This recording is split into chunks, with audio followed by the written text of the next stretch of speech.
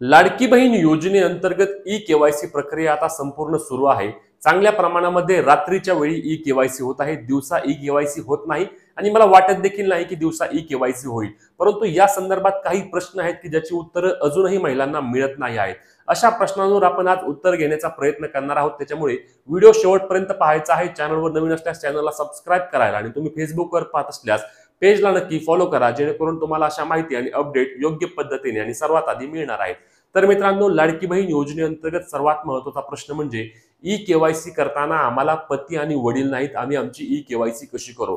तर या संदर्भात काही प्रमाणामध्ये आपण आज उत्तर तुम्हाला देणार आहोत। तर लक्षात घ्या, काही महिलांचं मत आहे की ज्या महिलांनी मला कॉन्टॅक्ट केला की मागील 2-3 महिन्यांपूर्वी आमच्या पतीचे किंवा वडिलांचे निधन झाले आहे, त्यांचे आधार कार्ड आमच्याकडे आहे आणि त्यांच्या आधार कार्डला जो मोबाईल नंबर लिंक आहे तो देखील आमच्याकडे आहे, मग त्याच्यावर ओटीपी घेऊन आम्ही आमची ई केवायसी करू शकतो का? तर हो, तुम्ही तुमची ई केवायसी करू शकता। तुमचे वडील किंवा पतीचे मागील काही महिन्यांमध्ये निधन झाले असेल, परंतु तुमच्याकडे त्यांचे आधार कार्ड असेल, त्याला मोबाईल नंबर लिंक असेल, तर तुम्ही काय करा, तुमचा आधार कार्ड टाकून ओटीपी घ्या, नंतर त्यांचा आधार कार्ड नंबर टाकून त्यावरचा ओटीपी घ्या आणि तुमची ई केवायसी प्रक्रिया पूर्ण करून घ्या। तुम्हाला कोणत्याही प्रकारची अडचण त्या ठिकाणी येणार नाही।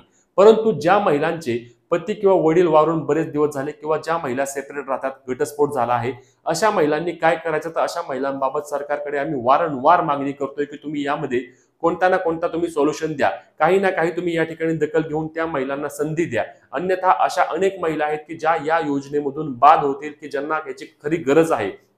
कारण लक्षात घ्या, पती नाहीयेत, वडील नाहीयेत, अशा महिला अत्यंत हलाखीचे त्यांचे दिवस काढत आहेत, अत्यंत हलाखीने अशा महिला जगत आहेत। अनेक महिलांनी याबाबत आम्हाला संपर्क देखील केले आहेत की आम्हाला गरज आहे, आम्हाला या योजनेची किंवा आम्हाला या 1500 रुपयांची अत्यंत गरज आहे, परंतु अशा पद्धतीने आम्हाला जर बाद केलं तर आम्ही काय करू? आमच्याकडे ना चारचाकी वाहन आहे, ना आमच्या कुटुंबामध्ये कोणी सरकारी नोकरीला आहे, ना आमच्या कुटुंबाचे वार्षिक उत्पन्न चांगले आहे, आम्ही सेपरेट राहतोय, आम्ही कसेबसे आमच्या मुलाबाळांना सांभाळतोय, आम्ही कसेबसे आमचे जीवन जगतोय आणि या जीवन जगत असताना आम्हाला काही प्रमाणामध्ये हे 1,500 रुपयांचा फायदा होत होता। तर सरकारने आम्हाला आता असं केल्यास आम्ही काय करायचं? तर सरकारने याबाबत दखल घ्यायला हवी।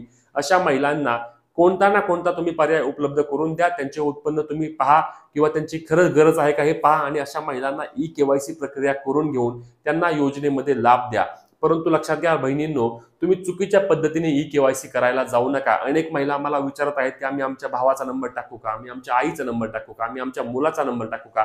तर असा आधार नंबर टाकून तुमची ई केवायसी होत नाही। तुम्ही चुकीच्या पद्धतीने काहीतरी ई केवायसी करायला जाल आणि योजनेतून अपात्र व्हाल। थोडे दिवस थांबा, अजूनही 1 महिन्यांची मुदत आपल्याकडे आहे।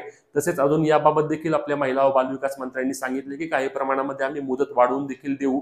ई केवायसी करणे सर्वांना बंधनकारक जरी असले तरी काही प्रमाणामध्ये अडचणी आहेत, वेबसाईट व्यवस्थित चालत नाही, याची दखल आम्ही घेत आहोत आणि त्याच्यामुळे आम्ही मुदत देखील काही प्रमाणामध्ये वाढवून देऊ।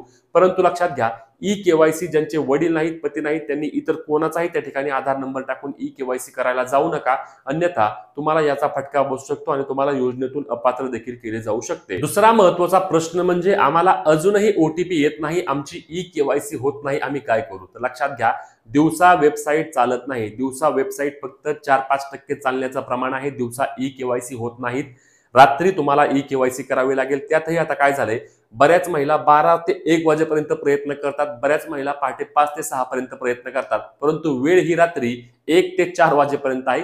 हे खूप अवघड आहे, मला मान्य आहे। तुम्ही म्हणाल की रात्री कोण उठतं, रात्री कोण जागा राहतं, परंतु काय करता, सरकारकडून जी वेबसाईट बनवली गेली आहे त्याच्या सर्व्हर इतकं भंगार आहे ना की तुम्हाला रात्री 1 वाजता ते 4 वाजेपर्यंत प्रयत्न करावा लागेल, ते देखील वारंवार प्रयत्न करावे लागेल, तेव्हा तुमची ई केवायसी प्रक्रिया पूर्ण होईल। दिवसा ई केवायसी वेबसाईट चालत नाही। आपण किती जरी काही जरी म्हटलं तरी वेबसाईट चालत नाही, चालली तरी क्वचित एखादा, म्हणजे 100 पैकी कमीत कमी 2 ते 3 ई केवायसी दिवसा होत असतील, बाकीच्या सर्व ई केवायसी रात्रीच कराव्या लागतील तुम्हाला। तुमचे महाई सेवा केंद्र धारक असतील त्यांना तुम्ही संपर्क करा, त्यांना विनंती करा की रात्री आमची ई केवायसी प्रक्रिया पूर्ण करून घ्या। तुम्ही मोबाईलवरून देखील इझिली करू शकता, काही त्यामध्ये अडचण नाही। जे दोनही प्रश्न असणार आहेत त्या दोनही प्रश्नांच्या ठिकाणी तुम्ही होय होय करा जर तुम्ही पात्र असाल तर। चुकीची माहिती या ठिकाणी कोणतीही देऊ नका, चुकीची माहिती दिल्यास तुम्हाला योजनेतून अपात्र करण्यात येईल। त्याच्यानंतर पुढचा जो प्रश्न विचारला जातो तो म्हणजे की लाडकी बहीण योजनेची ई केवायसी केली म्हणजे आम्हाला योजनेचे सर्व पैसे मिळणार का? ई केवायसी आमची यशस्वीरित्या झाली म्हणजे आम्ही योजनेमध्ये पात्र झालो आहोत का? असे समजून अनेक महिला खुश होत आहेत। तर लक्षात घ्या, ई केवायसी झाली म्हणजे तुम्ही पात्र आहात असं अजिबात होत नाही। तुमची ई केवायसी झाल्यानंतर तुमची सर्व माहिती सरकारकडे गेली आहे, त्यानंतर सरकार या सर्व माहितीची पडताळणी करेल, विविध विभागाकडून सरकार याचा डेटा घेईल आणि तो डेटा घेऊन त्यामध्ये ज्या पात्र ठरतील त्यांना योजनेचे पुढचे पैसे मिळतील, ज्या अपात्र ठरतील त्यांना योजनेतून बाद करण्यात येईल आणि त्यांना योजनेचा पुढचा लाभ जमा केला जाणार नाही. म्हणूनच ई केवायसी केली म्हणजे तुमचे पैसे 100% येतील असं अजिबात होत नाही, परंतु ई केवायसी केल्याशिवायही तुमचे पैसे येणार नाहीत. त्याच्यामुळे ई केवायसी करून घ्या. तुम्ही पात्र असाल तरी करून घ्या, अपात्र असाल, तुम्हाला माहिती असेल की आपण योजनेमध्ये अपात्र आहोत, तर ई केवायसी नाही केली तर देखील काही अडचण नाही, तुमचे पैसे बंद होतील. तुमच्यावर कारवाई मात्र होणार नाही किंवा तुमच्याकडून पैशांची वसुली देखील केली जाणार नाही. फक्त तुम्ही जर सरकारी नोकरीला असाल आणि तुम्ही लाडकी बहीण योजनेचा लाभ घेतला असेल तर तुमच्याकडून पैशांची वसुली होईल, इतर महिलांकडून पैशांची वसुली होणार नाही. यानंतरचा प्रश्न म्हणजे लाडकी बहीण योजनेच्या ई केवायसी साठी शेवटची मुदत काय असणार आहे. तर लक्षात घ्या, यासाठी शेवटची मुदत कोणत्याही प्रकारे जाहीर केलेली नाही, अधिकृतपणे कोणीही सांगितलं नाही. याबाबत बोलताना आपले उपमुख्यमंत्री अजित पवार असतील किंवा आपल्या महिला व बालविकास विभागाच्या मंत्री आदिती तटकरे असतील, यांनी एकच गोष्ट सांगितली की लाडकी बहीण योजनेची ई केवायसी सर्वांना करावी लागणार, एवढं 100% खरं आहे. 18 सप्टेंबर पासून आम्ही सुरू केली आहे. वेबसाईट डाऊन आहे किंवा साईटला प्रॉब्लेम येतोय हा आम्हाला देखील मान्य आहे. त्या संदर्भात आम्ही काही प्रमाणामध्ये मुदत वाढ देखील देऊ, परंतु ई केवायसी सर्वांनी करणे बंधनकारक आहे. मग जर 2 महिने जर याची मुदत होती तर 18 नोव्हेंबर पर्यंत मुदत असून त्यानंतर देखील यामध्ये काही प्रमाणामध्ये वाढ होईल. परंतु लक्षात घ्या, जेव्हा जेव्हा साईट चालते तेव्हा तुम्ही तुमची ई केवायसी करत राहा, जेणेकरून तुम्हाला अडचण येणार नाही. अजूनही तुम्ही जर तुमचे डॉक्युमेंट नसतील, म्हणजे डॉक्युमेंट म्हणजे काही यामध्ये काही लागतच नाही, पण जर अजूनही तुमच्या स्वतःच्या म्हणजे लाडक्या बहिणीच्या किंवा तिच्या पतीच्या किंवा तिच्या वडिलाच्या आधार कार्डला मोबाईल नंबर लिंक नसेल तर अजूनही वेळ आहे. महाई सेवा केंद्रामध्ये किंवा तुमच्या पोस्ट ऑफिसमध्ये जाऊन त्यांच्या आधार कार्डला मोबाईल नंबर लिंक करून घ्या आणि मग तुमची ई केवायसी करा. ई केवायसी करण्याकरता अजूनही आपल्याकडे महिना दीड महिना मुदत असणार आहे आणि तोपर्यंत तुमचे पैसे बंद होणार नाहीत. मी मागे देखील सांगितले होते की सप्टेंबर महिन्याच्या हप्त्याचा आणि ई केवायसीचा कोणत्याही प्रकारचा संबंध नाही. त्याच पद्धतीने ऑक्टोबर महिन्याच्या हप्त्याचा आणि ई केवायसीचा देखील कोणताही संबंध येणार नाही. ऑक्टोबर महिन्याचे हप्ते तुमच्या ई केवायसी जरी नाही केली तरी देखील जमा होणार आहे. पण ई केवायसी करून घ्या, जेणेकरून तुम्हाला अडचण येणार नाही किंवा शेवटच्या क्षणी समजा वेबसाईट पूर्ण डाऊन झाली तर कदाचित सरकारचा आकडा जर पूर्ण झाला तर कदाचित तुम्हाला देखील योजनेत परत ई केवायसी करता येणार नाही. त्याच्यामुळे करून घ्या, मुदत आहे आपल्याकडे तर करून घ्या.